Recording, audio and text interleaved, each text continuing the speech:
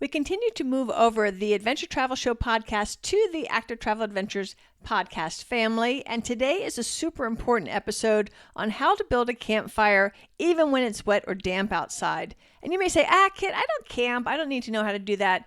But if you go out into the wild, and let's say you get hurt or you get lost and you end up spending the night or it gets really cold, this is a super important skill to know how to do so that you are not at risk of exposure.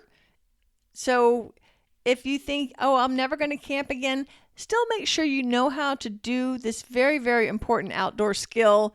It might just save your hiney one day. And please don't forget to always keep fire starting materials in your backpack emergency kit. If you're not sure what else needs to go in that kit, be sure to check out the Emergency Kit podcast as well. So with that, let's get started on learning how to build a campfire.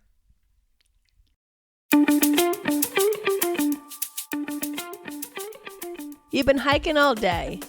You're tired. You need to make camp. It's cold and it's been raining. Yuck. You need to build a fire.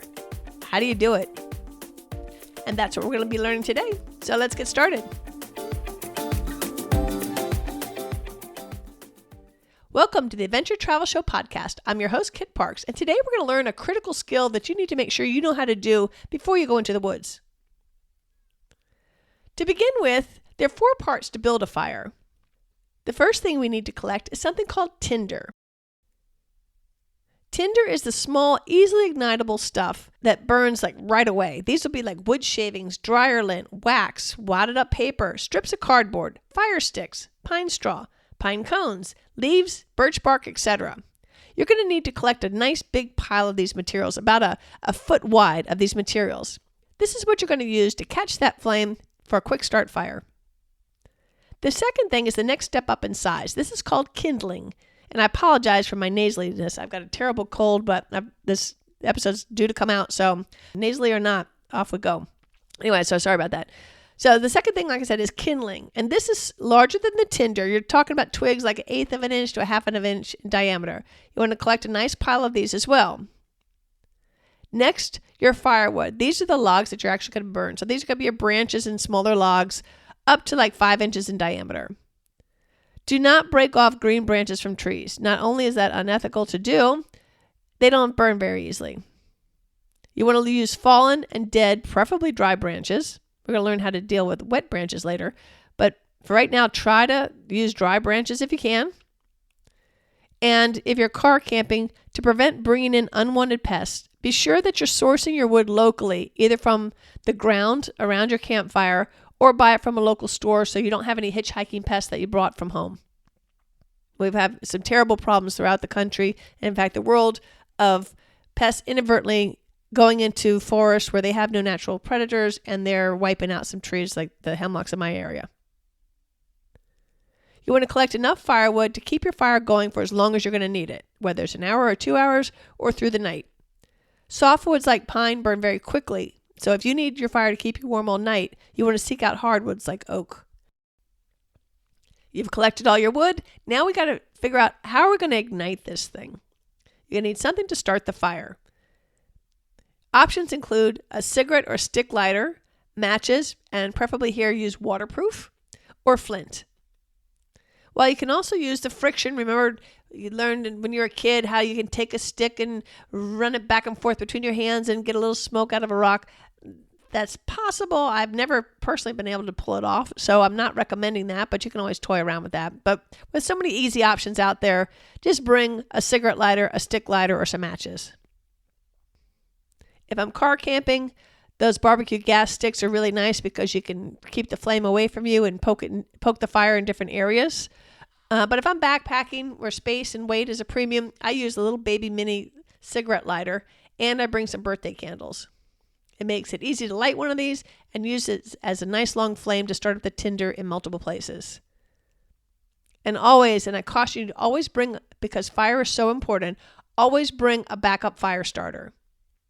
My personal go-to is I take dryer lint and I wad that up and mix it with petroleum jelly in a small zip bag, and it works great, lights long, and it's a perfect fire starter.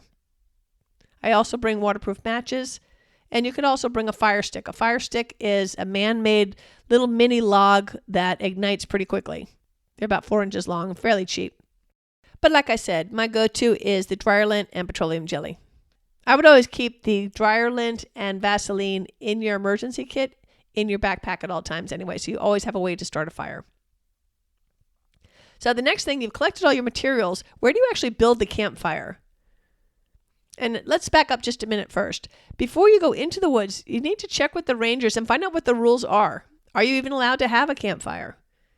If so, are you required to use established rings? What are the rules about picking up the sticks? Do you need a permit? So find out all that ahead of time. Ask too, what are the forecasts? Are they expecting high winds and any other weather issues that you need to be aware of? We don't want to be responsible for starting a wildfire. We've seen the devastation that's happened out west in the last couple of years. It's horrible. So whenever possible, too, we want to practice leave no trace. So what does that mean? That means using existing fire rings or a previous campfire spot rather than building a new one. So at your campsite, if you see an existing fire ring, use that first. If not, you can build your own. When choosing your location, be sure to look up because you want to make sure you're not going to catch the trees above you on fire as well. So you want it clear not just around your fire, but above your fire. So to build your campfire, you want to get down to the bare dirt. Ideally, you want no vegetation about 8 to 10 feet from the fire. And so if you clear away some dirt, leave that by the fire so that way if you have to put it out quickly, you can douse it with the dirt. It's a good idea too also to have water, the dirt, and a shovel or a trowel nearby the fire, again, in case you have to douse it quickly. I saw a billboard near my house, the Forestry Service put out, saying that embers can travel as far as a mile. Think about that. So you need to be really, really cautious about your fire. You don't want to build a massive bonfire with tons of little embers floating up in the air. It's very pretty, but it's also very dangerous. So keep your fire down low and under control. All right, we've got our supplies. We've got our location. Now, how the heck are we going to build this thing? There are several methods you can consider. So you want to pick the one that you either like or works best for your situation. The one I usually build is a teepee fire. And it looks just like the name sounds. You're going to make a pile of your tinder and kindling. And then over that, you're going to make a little teepee with your firewood. So that way, as the tinder and kindling catches fire, it then travels up and catches your teepee logs, and thus you've got a nice little fire. Next one, let's say you've got a slight breeze. Not real windy because you don't want to be having a fire if it's real windy. But if you've got a slight breeze, you might want to consider doing a lean-to fire. And this one, you can either take a stick that's a few inches in diameter, and you're going to use that as a spine. So you're going to shove part of that into the ground so that it stands up at like a 30-degree angle facing upward into the wind. Or you can also rest it on a large rock or a big log. And then under your spine, you put your tinder and your kindling. And then on the sides of the spine, you're going to lay your other firewood, allowing for air because you always want to have air circulation. And then that way, as the tinder and kindling catches fire, then it lights both sides of your lean-to. Another option is called a crisscross fire. And for this, you're going to take 2 fire logs about the width of your planned fire, lie those on the ground, and then add 2 more on the inside that you put your tinder and your kindling, and then add 2 more logs on top of your initial ones going the opposite direction. So you're making like a box shape. And you keep stacking, alternating which side, and you build up so it's almost like a little log cabin. You've got your supplies, you've built your structure, now it's time to light it. Using one of the fire starter methods I mentioned earlier, you want to light your tinder in several places. Sometimes you're going to need to blow on it to help keep it going. It's always important to keep plenty of air in your fire. So if you put your firewood too close to each other, take a stick and let in some more air. And a reminder too, you don't want that really tall fire. You just want to keep it under control. So don't load too many things on top of it so that you have the sparks and the embers floating in the air.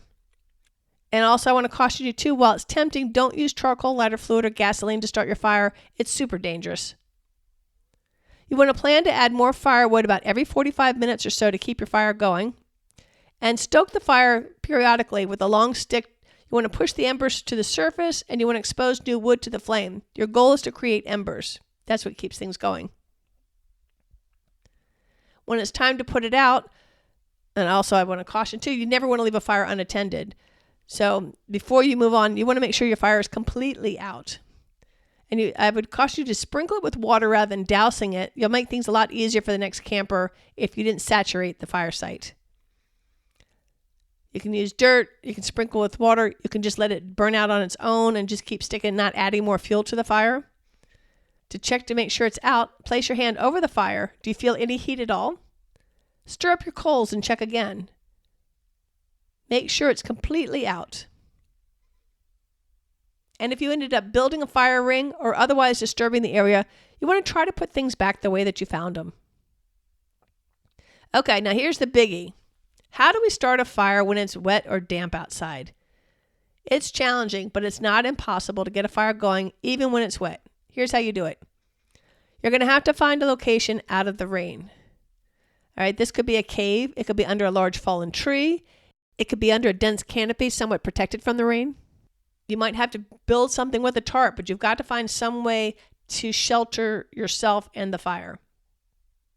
If the rain's passed, you can build wherever you want to, but you're still going to have to deal with finding some dry material to get the fire going. So let's say you're hiking, you know it's raining, you know you're going to build a fire. Be on the lookout for good tinder and start collecting it along the way. You're going to be really glad that you did. It's doable, but it's difficult and time consuming. If all the wood on the ground is soaked, look up instead of down for dead branches that might be caught in the trees. Often they're going to be dry on the inside, even if the bark is wet on the outside. And if you're in an emergency situation where you must build a fire, even though you can't do this normally, but if this is a life or death situation, you can push over a dead tree. And you're often going to find that the root core is still dry and it's filled with turpentine. So you're going to have easy to ignite material. You can also make larger kindling by taking a 4 or 5 inch branch and using that as a hammer, and use that with your knife to cut off the fat wood inside of a branch. You're going to need a lot more kindling and tinder, so you're going to have to collect accordingly. Look for things like the dry grasses and thistles. Those seed heads often can repel out of the water and can be great fire starters. Pine resin and sap is also a great resource because it catches fire instantly. So look under your dense canopies and other protected areas and try to pick up some supplies there. If you can't find enough tinder, you can peel the bark off a dead branch and then use your knife to make shavings. This is really tedious, but it's effective. To build your fire, you want to make a hardwood platform over the damp soil. And then, because you want to get everything up off the ground, and then add your tinder and kindling and then your firewood. Use the perimeter of the platform to put wet logs and that'll help them dry out as the fire burns, and then you'll be able to add them later. Your goal here is to try to evaporate as much of the moisture as possible from those bigger logs that you're going to be using later. And you're going to have to keep adding more small sticks to keep rekindling this fire as needed to keep the embers going. You're also going to want to make a shelter for all your materials you've collected to keep them out of the elements if it's still raining so they don't get wetter. So we're going to try to dry out as much as we can. And while backpackers generally don't have this luxury, if you're car camping, pack along a shovel, a hatchet, a good knife, and a folding saw.